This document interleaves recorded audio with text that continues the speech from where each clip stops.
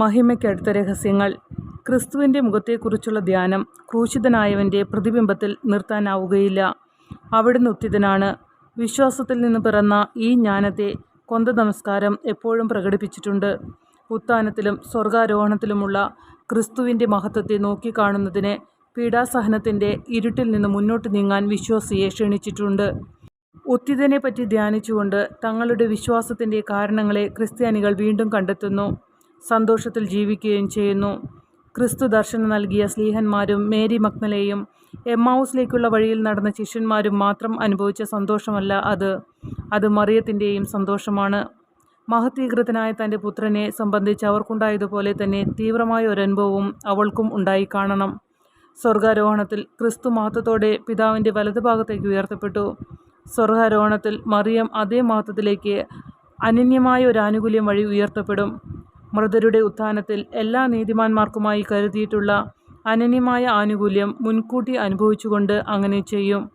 മഹിമയ്ക്കടുത്ത് അവസാന രഹസ്യത്തിൽ മറിയം മഹത്വത്തിൽ കിരീടം ചൂടിയവളാണ്. അങ്ങനെ അവൾ മാലാഖമാരുടെയും വിശുദ്ധരുടെയും രാജ്ഞിയായി പ്രശോഭിക്കുന്നു.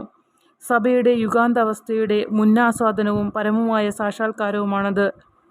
പുത്രൻ്റെയും അമ്മയുടെയും മഹത്വത്തിൻ്റെ സ്വയം വെളിപ്പെടുന്ന ഈ പരമ്പരയുടെ കേന്ദ്രത്തിൽ കൊന്ത നമസ്കാരം മൂന്നാമത്തെ മഹിമാരഹസ്യത്തെ പന്തകുസ്തായെ നമ്മുടെ മുന്നിൽ അവതരിപ്പിക്കുന്നു. മറിയത്തിൻ്റെ ചുറ്റും കൂടിയിരിക്കുന്നതും പരിശുദ്ധാത്മാവിൻ്റെ സുശക്തമായ പ്രവഹിപ്പിക്കലാൽ ഉജ്ജീവിക്കപ്പെട്ടതും സുവിശേഷ പ്രഘോഷണത്തിന് സന്നദ്ധരായിരിക്കുന്നതുമായ കുടുംബമെന്ന നിലയിലുള്ള സഭയുടെ മുഖത്തെ വെളിപ്പെടുത്തുന്നു. ഈ രംഗത്തെപ്പറ്റിയുള്ള ധ്യാനം മറ്റു മഹിമാരഹസ്യങ്ങളെക്കുറിച്ചുള്ള ധ്യാനം എന്ന പോലെ വിശ്വാസികളെ ക്രിസ്തുവിലുള്ള തങ്ങളുടെ പുതിയ ജീവനെക്കുറിച്ച് കൂടുതൽ വലിയ അംഗീകാരത്തിലേക്ക് നയിക്കണം. ആ പുതുജീവൻ ക്രിസ്തുവിനുള്ളതാണ്, സഭയുടെ ഹൃദയത്തിൽ ജീവിക്കുന്നതാണ്. പെന്തകുസ്തയുടെ രംഗം തന്നെ ഈ ജീവൻ്റെ മഹത്തായ ഐക്കണാണ്. അങ്ങനെ മഹിമാരഹസ്യങ്ങൾ വിശ്വാസികളെ യുഗാന്തപരമായ ലക്ഷ്യത്തെക്കുറിച്ചുള്ള കൂടുതൽ വലിയ പ്രത്യാശയിലേക്ക് നയിക്കുന്നു.